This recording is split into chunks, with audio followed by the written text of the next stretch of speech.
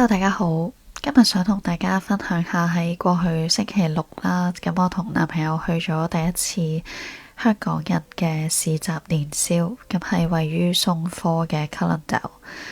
咁我哋嚟咗呢度踏入第3年啦，一路都冇去過呢啲年宵市集。一嚟頭2年其實都比較忙碌啦，又轉工又要揾租盤等等。咁同埋嗰啲市集其實都唔係好近我哋以前住嘅地方，雖然都係喺倫敦，咁但係今次都唔算近，都要搭1個幾鐘嘅巴士。咁但係相對嚟講都係比較有閒情逸致啦，同埋咁啱放星期六日，天氣又非常之好，咁所以就決定去感受下氣氛。咁我哋搭巴士啦，中途嘅時候我哋落咗 Marks and Spencer 買咖啡飲。咁佢呢個營銷手法好犀利啦，就係你買5磅呢一隻保溫杯，咁會包1杯熱飲。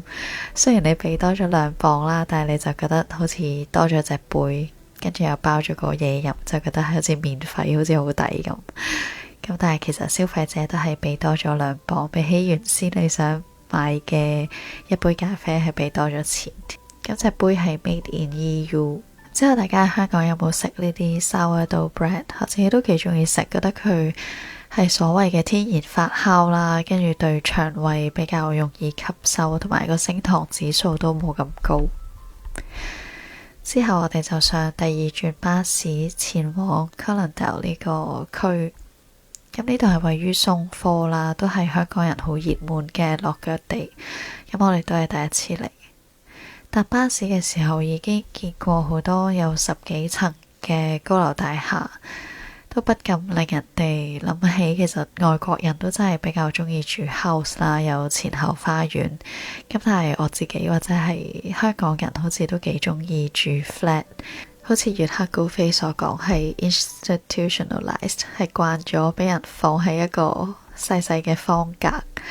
反而有花園嘅話，我哋會唔知點算啦，唔知點打理，會寧願將啲花園鋪成地磚，好抗拒大自然，好驚昆蟲，好驚老鼠。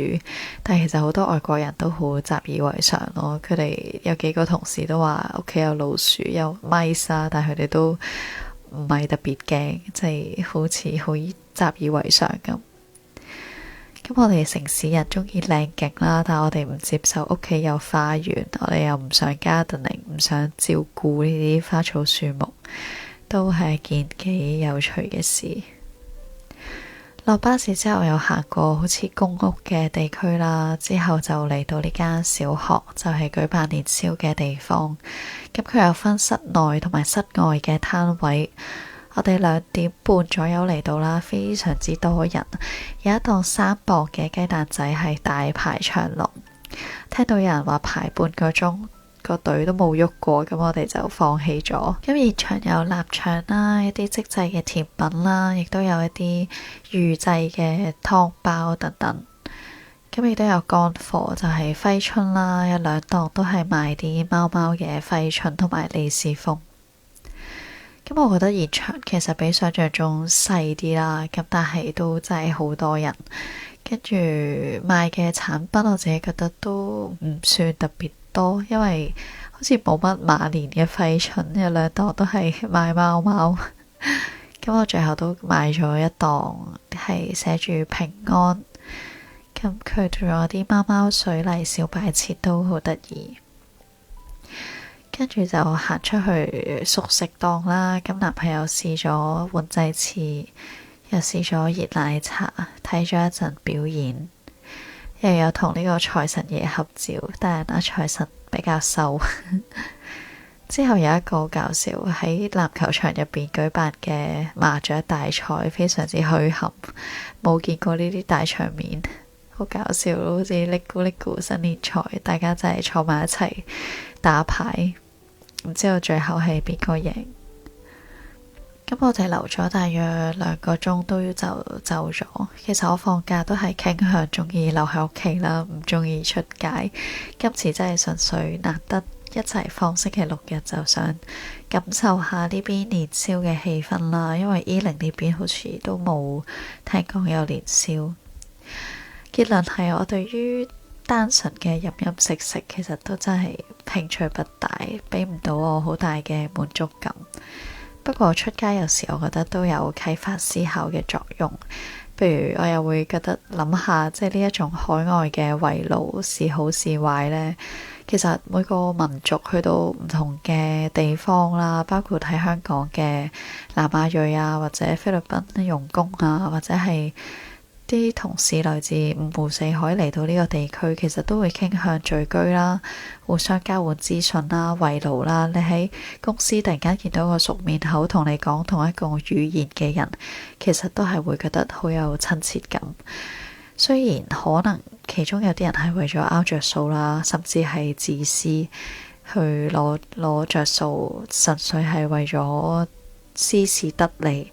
但我覺得又唔代表全部人都係咁。圍爐呢樣嘢暫時我覺得都係中性嘅，只要嗰個文化唔係同英國文化互相排斥，唔會影響到其他人，我覺得問題都不大。因為大家都有好想懷念舊時，想同人想當年嘅需求，即係大家始終來自香港，都會有一啲共同嘅記憶回憶咁樣。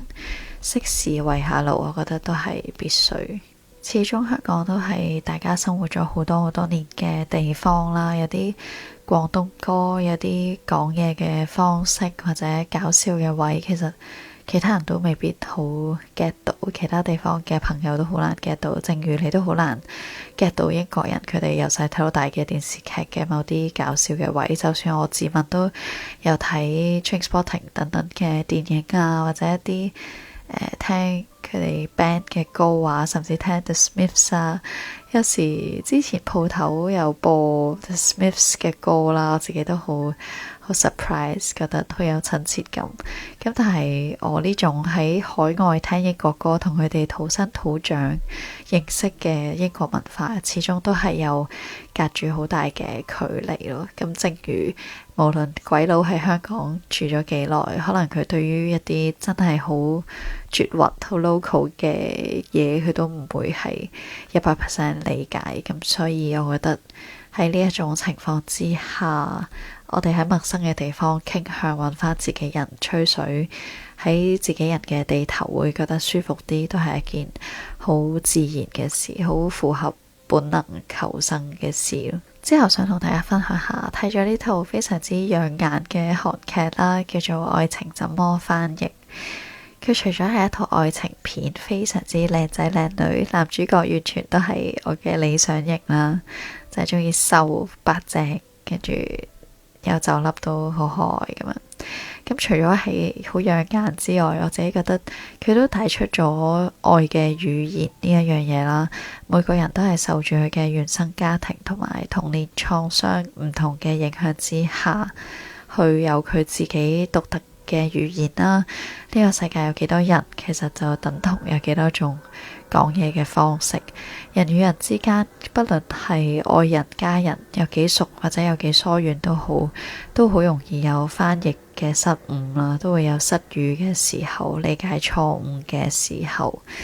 咁變相其實就更加多包容心，但係亦都會覺得好唏噓咯，即係冇人係真正了解你。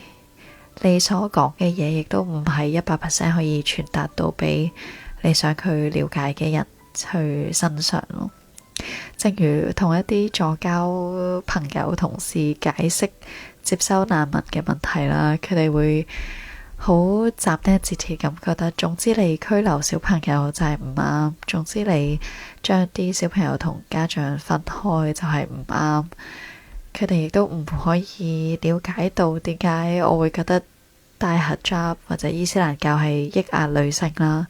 佢會覺得反駁係個人嘅決定，唔係所有伊斯蘭教嘅人都係咁。甚至即係又會講呢啲叫你去讀可蘭經啊，即係你了解完先至你同我討論咁樣。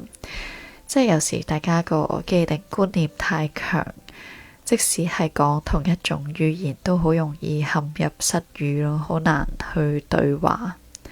咁呢樣嘢都係去到30幾歲人突然之間發現，每個人都真係獨立嘅個體咯。所以點解會咁鍾意獨處？因為一個人嚟呢個世界，到最後始終都係一個人走啦。喺成個路途上面，其實冇一個人係完全了解你，甚至你所感受嘅所有情緒啦、痛苦啦、心理上、生理上，都係得你自己一個去承受咯。由頭到尾，你身邊嘅人，佢哋都係嘗試去理解。你會覺得佢哋緊張你，但係到頭嚟你先係獨自面對呢一切嘅人咯。所以不論外間嘅世界幾差幾好幾壞，到頭嚟你嘅感受先係最緊要嘅咯。所以人必須要學識喺獨處嘅時候都依然安好啦。咁你嘅世界先唔會因為外邊變成點而受到影響。咁呢個就係我喺呢個愛情怎樣翻譯入邊得到嘅一啲得着。歡迎大家都去睇下呢套咁養眼嘅韓劇啦，睇下大家會感受到啲咩。另外，希望E0附近都可能有香港人嘅市集，都可以話俾我知啦。唔知道大家有冇睇呢套劇，或者對於香港人市集圍爐新年有啲咩計劃 planning，歡迎同我留言討論。我哋下條片再見，拜拜。